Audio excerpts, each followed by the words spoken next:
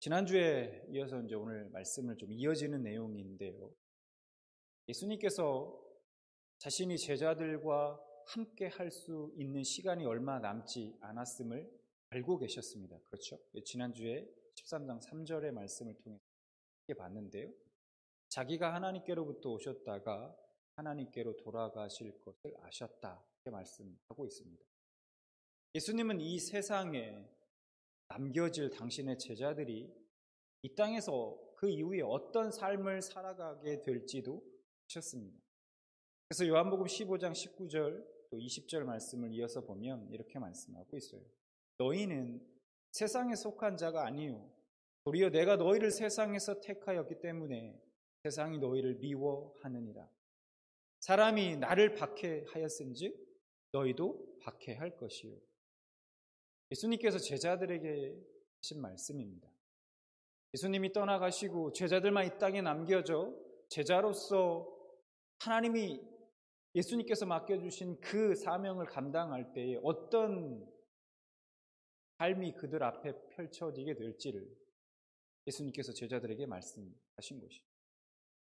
세상으로부터 예수님의 제자라는 이유로, 예수님께 속해 있다는 이유로, 예수님께 선택을 받았다라는 이유로 미움을 받고 박해를 당할 거라는 겁니다. 여러분, 제자들이 이런 예수님의 말씀을 들으면서 더 이상 예수님께서 자신들과 함께 계시지 않고 떠나가신다라는 그 말을 들었을 때 여러분 무슨 마음이 들었을까요? 지난주에도 말씀을 드렸지만 굉장히 두려운 마음이 들었을 것입니다. 예수님은 그런 제자들에게 여러 가지 약속의 말씀을 해 주셨습니다. 지난주에 그래서 그 중에 두 가지의 말씀을, 그 약속에 대해서 우리가 나눴습니다. 여러분 기억나십니까? 그 두 가지가 무엇이었는지? 그 첫 번째가 바로 예수님이 제자들을 끝까지 사랑하셨다라는 그 말씀이었습니다. 그래서 13장 1절에 이렇게 말씀하죠. 6월절 전에 예수께서 자기가 세상을 떠나 아버지께로 돌아가실 때가 이른 줄 아시고 세상에 있는 자기 사람들을 사랑하시되 끝까지 사랑하시니라. 그 사랑을 어떻게 예수님께서 보여주셨냐 하면 예수님께서 유다가 배신할 것을 아시면서도 그를 배제하거나 차별하지 않으시고 그의 발을 다른 제자들과 마찬가지로 발을 씻겨주시고 마지막까지 그 유다의 마음을 돌이키려 애쓰셨다라는 것입니다. 뿐만 아니라 제자들은 달랐나요? 그렇지 않죠. 제자들도 예수님을 버리고 도망칠 그것을 아시고 심지어 베드로는 예수님을 부인할 것을 아시면서도 천한 종과 같이 낮아지셔서 그 제자들의 발을 씻겨 주셨다라는 것입니다. 말로만 사랑한다라고 말씀하지 않으시고 끝까지 사랑하는 것이 무엇인지를 몸소 실천으로 그 제자들에게 보여주셨다는 겁니다. 예수님은 그렇게 그들을 끝까지 사랑하셨다고 말씀합니다. 그리고 예수님은 그런 제자들에게 그 사랑 안에 거하라고 말씀하십니다. 15장 9절에 이렇게 말씀합니다. 아버지께서 나를 사랑하신 것 같이 나도 너희를 사랑하였으니 나의 사랑 안에 거하라. 두 번째, 예수님의 약속은 보혜사 성령님이 오셔서 영원히 함께 있게 하겠다라고 말씀하십니다. 그래서 요한복음 14장 16절 말씀에 이렇게 말씀하셨죠. 내가 아버지께 구하겠으니 그가 또 다른 보혜사를 너희에게 주사 영원토록 너희와 함께 있게 하리니. 예수님께서 보혜사 성령님을 통해서 세상이 줄 수 없는 평안을 주시겠다고 약속하셨습니다. 내가 스스로 그 세상이 줄 수 없는 평안이라는 것이 무엇입니까? 세상이 주는 방식과는 다른 방식으로 평안을 주시겠다라는 거라고 제가 지난주에 말씀을 드렸습니다. 내가 스스로 책임지고 지켜야 하는 세상의 방식으로 주어지는 그런 금방 사라지고 마는, 없어지는 그런 평안이 아닌 인격체이신 성령님께서 우리와 함께 계셔서 평안을 잃지 않도록 그 평안을 지켜주시고 책임져 주신다고 약속하셨다는 겁니다. 불안하고 두려울 때, 고난과 핍박이 찾아와도 보혜사 성령 하나님께서 마음속 평안을 지켜 주시겠다는 겁니다. 이런 분이 제자들과 평생 함께 하신다는 약속인 것이죠. 그리고 오늘 지난주에 말씀드린 대로 예수님의 그 부재에 대해서 두려워하는 그 제자들에게 해주신 그 나머지 한 가지 약속의 말씀에 대해서 오늘 함께 여러분과 나누고자 합니다. 먼저 14장 12절 말씀을 보면 예수님께서 이렇게 말씀하십니다. 내가 진실로 진실로 너희에게 이르노니 나를 믿는 자는 내가 하는 일을 그도 할 것이요 또한 그보다 더 큰 일도 하리니 이는 내가 아버지께로 감이라. 예수님을 믿는 자는요, 예수님이 하신 일 혹은 그보다 더 큰 일을 할 수 있다라고 그렇게 말씀하십니다. 그런데 좀 그 이유가, 예수님이 말씀하시는 그 이유가 좀 이해가 가지 않습니다. 지금 예수님의 말씀은 그 이유가 뭐냐면 예수님께서 아버지께로 가시기 때문이라고 말씀하고 계세요. 그러니까 우리가 예수님의 제자된 자들이 예수님이 하신 일보다 하신 일 그리고 그보다 더 큰 일들을 할 수 있는 이유가 뭐냐면 예수님께서 아버지께로 가시기 때문이라고 지금 말씀하고 있다는 거예요. 아니, 예수님께서 아버지께로 가신다는 것이 왜 예수 믿는 자들이 예수님이 하셨던 일 혹은 그보다 더 큰 일들을 할 수 있는 이유가 될까 하는 겁니다. 우리는 그 힌트를요 13절 그 이후의 말씀인 13절과 14절의 말씀에서 그 이유에 대해서 그 힌트를 찾을 수 있습니다. 말씀을 한번 보면 이렇게 말씀하죠. 너희가 내 이름으로 무엇을 구하든지 내가 행하리니 이는 아버지로 하여금 아들로 말미암아 영광을 받으시게 하려 함이라. 내 이름으로 무엇이든지 내게 구하면 내가 행하리라. 여러분, 무엇이든지 예수님께 구하면요 행하시겠다고 말씀하십니다. 단 조건이 있죠. 내 이름으로 무엇이든지 구하면입니다. 내 이름으로 구하라고 말씀하세요.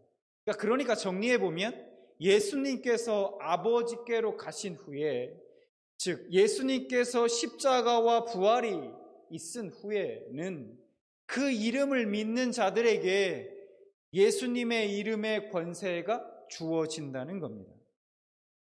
그 이름의 권세, 그것은 우리가 상상할 수 없을 만큼 그토록 크다는 거예요. 여러분, 실제로 우리가 사도행전을 보면 예수님과 관련된 그 이름이라는 단어가 몇 번 나오는지 아십니까? 무려 33번 등장하는 것을 볼 수 있습니다. 사도행전 전체 28장의 말씀에서요 33번이라면요 사도행전의 거의 모든 기적들에서 예수 그리스도의 이름이 사용되었다라는 뜻입니다. 예를 들어 보겠습니다. 사도행전 3장에 보면 베드로와 요한이 나면서 못 걷게 된 사람을 고치는 그런 사건이 등장합니다. 하루는 베드로와 요한이 성전에 올라가다가 성전 미문에 앉아서 구걸하고 있는 나면서부터 못 걷게 된 한 사람을 발견하게 됩니다. 베드로와 요한이 성전에 들어가려고 할 때 그 사람이 구걸을 합니다. 그때 베드로와 요한이 그 사람을 그냥 지나치지 않고 그를 보고 이렇게 이야기합니다. 우리를 보라. 이 말을 듣고 그 사람이, 구걸하던 그 사람이 베드로와 요한에게 무엇을 얻을까? 아마 돈이나 조금 몇 푼 줄까 생각했을지도 모르겠습니다. 어쨌든 무엇을 얻을까 싶어서 베드로와 요한을 바라봅니다. 그때 베드로가 이렇게 선포합니다. 사도행전 3장 6절. 베드로가 이르되 은과 금은 내게 없거니와 내게 있는 것으로 내게 주노니 나사렛 예수 그리스도의 이름으로 일어나 걸으라 하고, 그리고 베드로가 그의 오른손을 잡아 일으켰습니다. 그랬더니 그의 발과 발목에 힘이 생겼습니다. 그리고 이런 기적이 일어나게 됩니다. 8절. 뛰어 서서 걸으며 그들과 함께 성전으로 들어가면서 걷기도 하고 뛰기도 하며 하나님을 찬송하니. 나면서부터 걷지도 못했던 사람이 서서 걸으며 걷기도 하고 뛰기도 했다라고 말씀하고 있어요. 그런데 이 일로 인해서 베드로와 요한이 감옥에 갇히게 됩니다. 그리고 그 다음날 재판정에 끌려 나왔습니다. 재판을 담당한 대제사장들은 아마도 궁금했을 거예요. 아니 도대체 이 배움도 없고 이 무식한 이 어부 출신인 이들이 어떻게 이런 일을 행하였을까 궁금했을 겁니다. 그래서 베드로와 요한을 신문했습니다. 그래서 사도행전 4장에서 그 사건에 대해서 장로들과 서기관들, 대제사장들이 베드로와 요한에게 이렇게 묻습니다. 사도행전 4장 7절에 보면 이렇게 물어요. 사도들을 가운데 세우고 묻되 너희가 무슨 권세와 누구의 이름으로 이 일을 행하였느냐. 딱 보니까 너희들의 힘으로는 아닌 것 같고 누구의 권세로 누구의 이름으로 이와 같은 일을 행하였느냐라고 묻습니다. 이에 베드로가 이렇게 대답합니다. 10절, 4장 10절에 너희와 모든 이스라엘 백성들은 알라. 너희가 십자가에 못 박고 하나님이 죽은 자 가운데서 살리신 나사렛 예수 그리스도의 이름으로 이 사람이 건강하게 되어 너희 앞에 나사렛 예수 그리스도의 이름의 권세로 그가 나음을 받고 걷게 되었다라는 겁니다. 예수님의 이름에 얼마나 권세가 있는지요? 성경에는 심지어 이런 얘기가 등장합니다. 마가복음 9장 38절을 좀 보겠습니다. 요한이 예수께 여짜오되 선생님, 우리를 따르지 않는 어떤 자가 주의 이름으로 귀신을 내쫓는 것을 우리가 보고 우리를 따르지 않음으로 금하였나이다. 이렇게 예수님께 말해요. 요한이. 여러분 이 38절의 요한의 말 속에서 우리가 알 수 있는 것이 무엇입니까? 예수님을 따르지 않는 자가 예수님의 이름을 사용했을 때도 그 이름의 권세 때문에 귀신이 쫓겨 나갔다는 겁니다. 여러분, 지금도 마찬가지예요. 예수를 믿는 우리에게도 이러한 권세가 주어졌다는 겁니다. 우리는 그 이름을 통해 예수님이 하셨던 것보다 더 큰 일도 할 수 있습니다.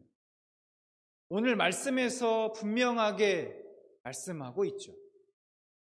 예수님이 지금 제자들에게 이 말씀을 해주시는 이유가 무엇이겠습니까? 예수님 없이 홀로 남겨진 제자들이 세상 가운데 주님 맡겨진 사명을 감당하면서 제자로서의 삶을 살아갈 때에 두려워 말고 근심하지 말고 예수 그리스도의 그 이름의 권세를 사용하라는 겁니다.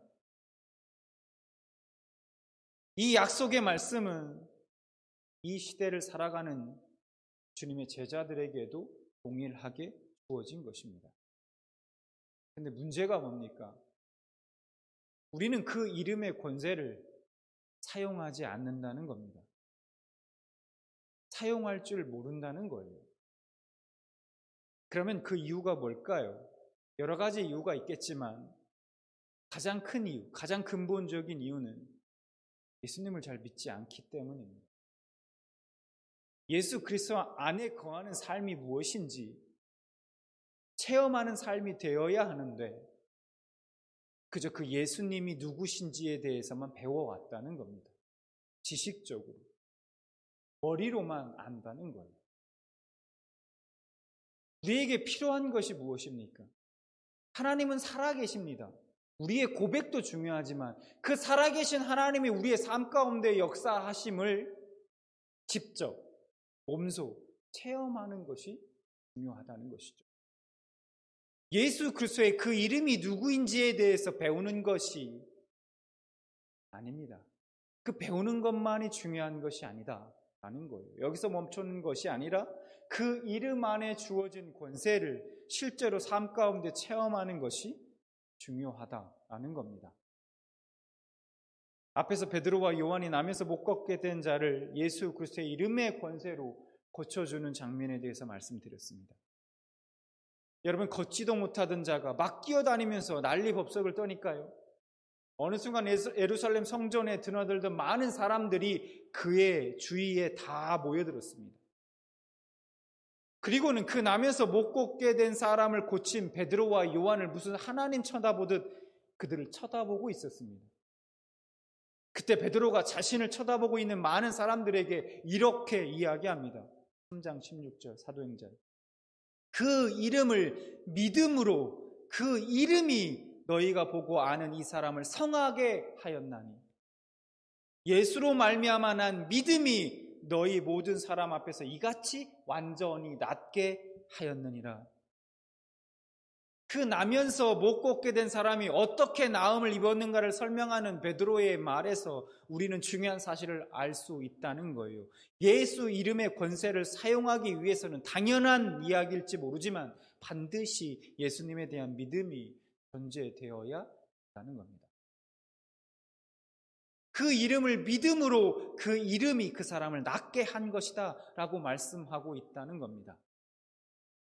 이 베드로의 말을 우리가 역으로 생각해 보면 우리가 그 이름의 권세를 사용하지 않는 이유 혹은 못하는 이유는 그 이름의 권세를 믿지 않기 때문이라는 얘기일 것입니다.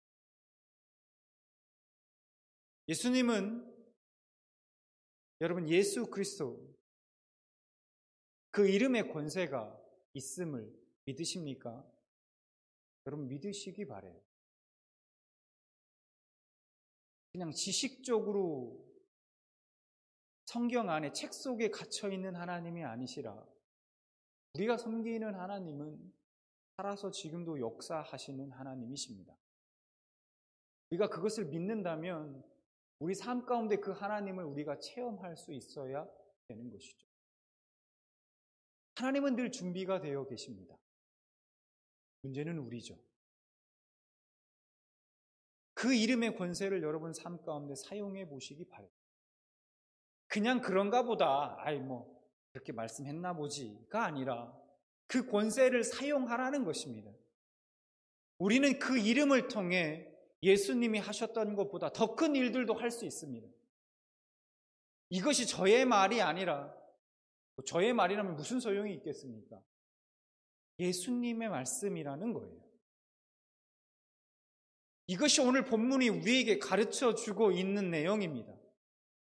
이런 놀라운 예수님의 이름의 권세를 하나님의 자녀된 자로 모르고 산다면 그건 참 불행한 일이라는 거예요. 여러분 똑같이 예수님을 믿으면서도 어떤 분들은요 신나게 예수님을 믿는 사람들이 있고요 무력하게 살아가는 사람들이 있습니다. 그 차이가 무엇입니까? 그것은 예수 그리스도 그 이름의 권세를 믿느냐 믿지 않느냐 그분을 진정으로 우리 삶 가운데 적용하며 그분의 이름을 붙들고 사느냐 아니냐의 차이라는 겁니다. 여러분 원수 마귀가 무엇을 무서워하겠습니까? 우리를 무서워할까요? 저와 여러분을 무서워하겠습니까? 아니죠. 무서워 안 합니다. 우리를 무서워하는 것이 아니라 우리가 예수님의 이름의 권세와 그 능력을 알고 사용할 때 그들은 무서워합니다. 골로새서 4장 17절에 이렇게 말씀합니다. 또 무엇을 하든지 말에나 일에나 다 주 예수의 이름으로 하고 그를 힘입어 하나님 아버지께 감사하라. 무엇을 하든지 말을 하든지 일을 하든지 다 주 예수의 이름으로 하라라고 말씀하고 있습니다. 주 예수의 이름을 힘입으라 말씀하고 있습니다. 여러분 우리가 하나님께 기도하는 기도에는요 간구형만 있는 게 아니라 우리가 막 간절히 하나님 앞에 무릎 꿇고 기도하고 부르짖고 간구하는 그런 간구형만 있는 게 아니라요 선포형도 있습니다. 명령형 혹은 선포형이라고 얘기하는데 그것도 기도예요. 예수님도요, 죽은 자를 살리실 때마다 선포하셨습니다. 마가복음 5장에 보면 예수님께서 야이로의 죽은 딸에게 달리다굼, 즉 소녀야 일어나라 라고 선포하셨습니다. 나인성 과부의 죽은 아들에게도요, 청년아 일어나라 라고 그렇게 선포하셨습니다. 죽은 나사로를 살리실 때 어떻게 살리셨습니까? 마찬가지로 나사로야 나오라 라고 선포하셨다는 거예요. 우리가 앞서 살펴본 베드로와 요한은 어땠습니까? 그들은 선포했습니다. 나사렛 예수 그리스도의 이름으로 일어나 걸으라 라고 선포했다는 것이죠. 이제 누구든 하나님의 자녀의 권세로 예수 그리스도의 이름으로 선포할 수 있습니다. 우리에겐 지금 예수 그리스도의 그 이름의 권세가 주어져 있다는 거예요. 오늘 본문 말씀이 13절과 14절 말씀을 다시 보면 이렇게 말씀하죠. 무엇을 구하든지 내 이름으로 무엇을 구하든지 내가 행하겠다. 이는 아버지로 하여금 아들로 말미암아 영광을 받으시게 하려 함이라. 14절에도 내 이름으로 무엇이든지 내게 구하면 내가 행하겠다 말씀하고 계십니다. 예수 그리스도의 이름으로 구할 때 이런 것 저런 것을 구하라 말씀하지 않으셨어요. 이런 것은 되고 이런 것은 안 돼 제한하지 않으셨습니다. 무엇을 구하든지 라고 말씀하고 있습니다. 여러분 지금 무엇이 여러분의 마음을 두렵게 하고 있습니다. 여러분의 마음속에 가지고 있는 근심과 걱정의 그 원인이 무엇입니까? 여러분의 두 어깨를 짓누르고 있는, 여러분의 마음을 답답하게 만들고 있는 그것이 무엇입니까? 우리가 적어도 그냥 나의 한없는 세상 정욕과 욕심을 채우기 위해서가 아니라면 이 땅에서 우리가 하나님의 제자로서의 삶을 살아갈 때 나를 두렵게 만드는 일들, 여러 가지 어려운 일들을 만났을 때 자신의 필요에 대해서 예수 그리스도의 이름으로 여러분 선포하시기 바랍니다. 예수 그리스도의 그 이름의 권세를 사용하시기 바랍니다. 여러분 모두 예수 그리스도의 그 이름의 권세와 능력이 있음을 믿고 우리에게 주어진 그 권세를 사용하심으로 치열한 영적 전쟁이 벌어지고 있는 여러분의 삶의 현장 속에서 날마다 승리하시는 여러분들 되시기 바랍니다.